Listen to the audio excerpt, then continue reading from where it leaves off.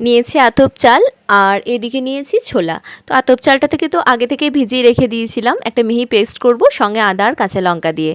তো খুবই মিহি করে নিতে হবে পেস্টটা। এদিকে তরকারির জন্য ফোড়নে দিয়েছিলাম প্রথমে সর্ষে আর জিরে, কারি পাতা, আলু আর গাজর তো সেদ্ধ করাই ছিল, একটু কাঁচা লঙ্কা আর পেঁয়াজও দিয়েছিলাম সাথে, ধনে গুঁড়ো, তারপরে দিয়েছিলাম স্বাদ মতো নুন, চিনি আর লঙ্কা গুঁড়ো।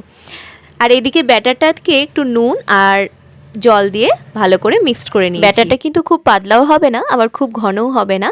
তো চলো কড়াইটাকে প্রিহিট করে তারপর জল দিয়ে ঠান্ডা করে নিতে হবে, তারপর কিন্তু ব্যাটারটা ঠিক এভাবে দিয়ে দিতে হবে।